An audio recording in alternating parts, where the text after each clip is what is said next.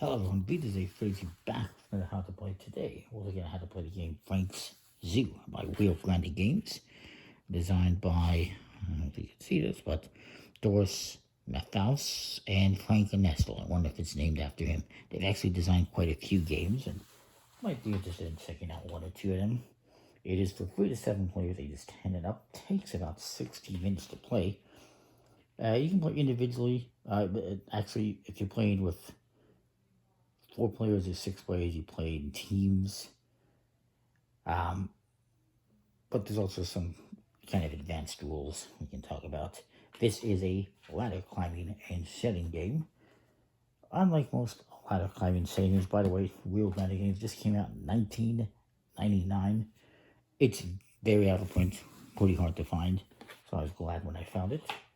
This game, like I said, is a ladder climbing setting game. However, there's no numbers on the cards, unlike most of these types of games. It just has animals who rank above other animals. The whale, by the way, is the highest ranking card. Nothing can beat it, as you can see. But if you look at the fists, they can be beat by all of these other animals. I'll explain how that works. A couple of important things. Look at this. The elephant can only be beaten by the mouse. A couple of things to note. There is, in this game, for the cards, there's actually a nice chart here on the back of the rules that tells you what beats what, basically. And I'll explain a couple other things. Now, it's mainly for 4 to 7 players. The best for 4 to 5. There's additional rules for 3-player variant, which we won't get into. But basically, needless to say, you're going to be removing certain cards, including the Joker, which I'll talk about in a minute, and some of the other cards.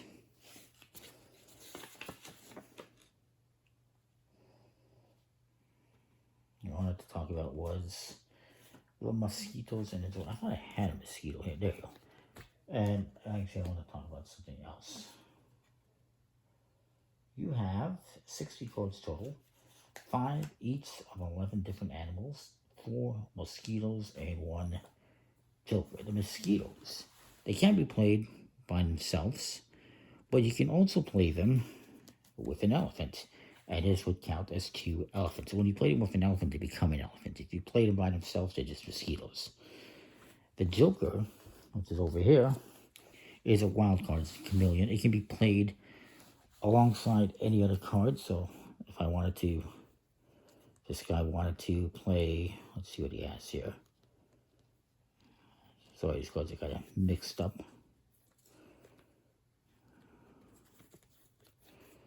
He could play, these 3, was that a hedgehog or something? You could play these, or either porcupines, I don't know. You could play this as 3 of whatever that animal is, as opposed to just 2. You cannot play Joker by itself. You can play it, alongside a mosquito and an elephant to make 3 elephants. But basically, it takes on the form of any other card. This becomes whatever card you want it to be. So, you randomly choose who you want to be the star player, however you want, and that person will start by leading some cards. So, let's say I play 3 fists. The fists can be outranked. The cards can be outranked in 2 ways. One is you play the same number of cards of one of these animals that outrank what you play. So for the fist, it can be outranked by the whatever this fist is, a whale, an alligator, or a seal. You have to play the exact same number. Or you can play 1 more than what I played of the fist. So this person can outrank this by playing 4 fists, if they have, or 3 whales or 3 of something else. They don't have 4 fists.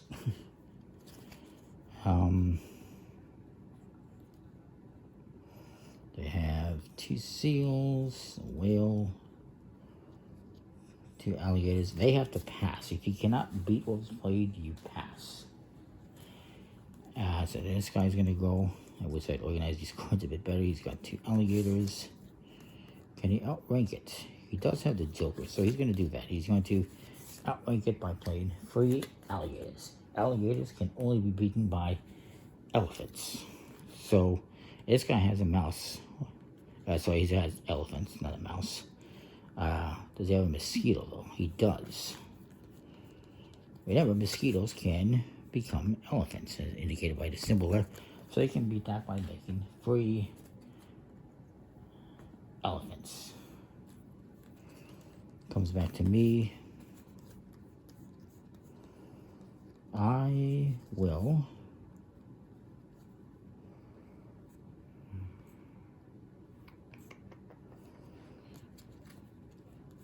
have to pass because I only have 2 mice. And we'll just put this mosquito at the bottom. So you can see that it's only the mouse that's going to beat the elephants. Does this guy have 3 blind mice? He does not, so he's going to pass. This guy does not, so he has to pass. And once everyone has passed, and you go back to this player, they win. They're going to collect these cards. And they lead the next trick, if you want to call it that. You're going to keep playing. Once one person is out of cards, you continue until only one person has cards left, like most ladder climbing set games.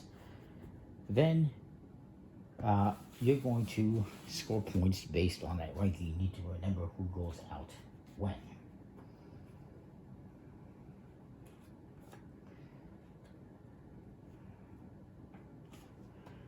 And scoring wise here, let me just double check.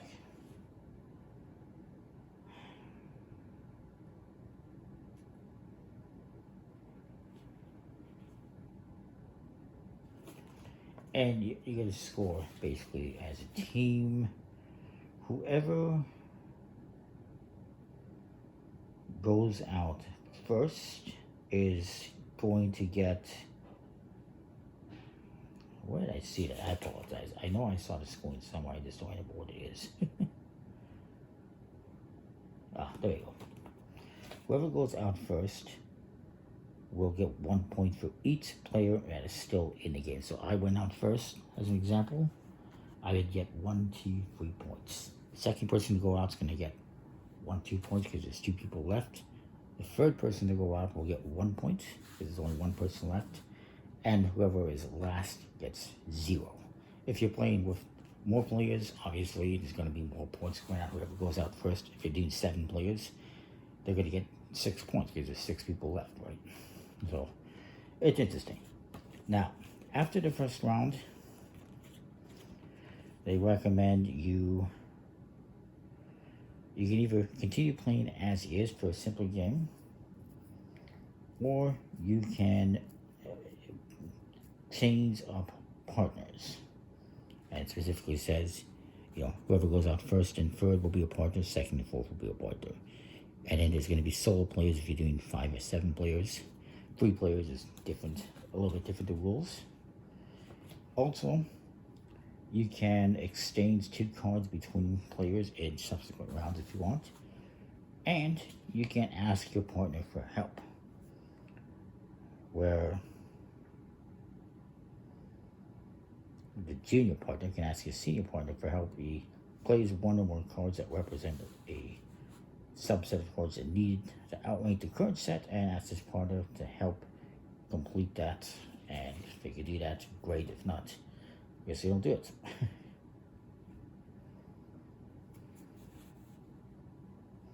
There's scoring for teams as well. It's a little bit different.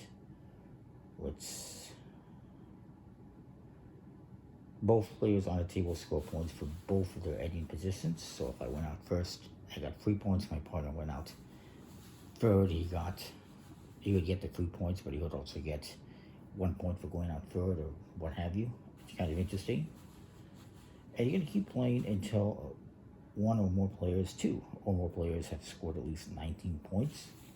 And the player who's in first place will win. There is a tiebreaker you can use as well, which is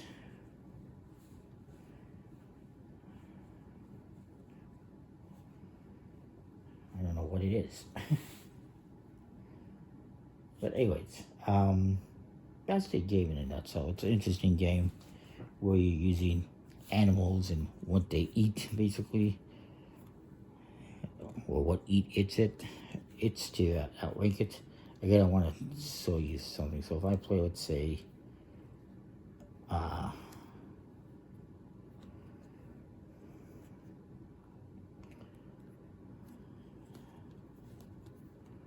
let's say I play a mosquito.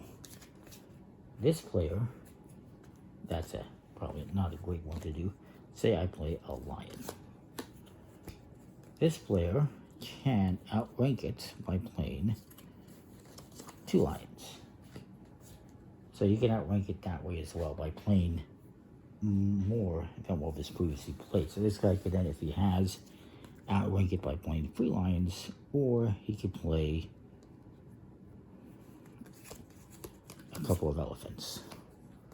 So you have to play either the same amount that was previously played, or the same animal but 1 more, as I did here. I played a lion, and my opponent here, he played 1 more. This guy didn't have any, so he just played 2 elephants to outrank it. It's an interesting game. I do like it. I could go into more detail, I guess, about some of the scoring. There's individual scoring and team scoring, but yeah, that's basically the gist of it. You keep playing until only 1 person has cards left. You're gonna get points based on when you went out, and based on how many players are left. And yeah, it's an interesting game. Definitely out of print, hard to find. Hopefully it gets reprinted. Pretty nice art, decent quality, smooth plastic coated vitis. I like it. That is Frank's Zoo. Hopefully it makes some sense. Comment, like, subscribe, and what you think. We'll see you next time. Thanks for watching.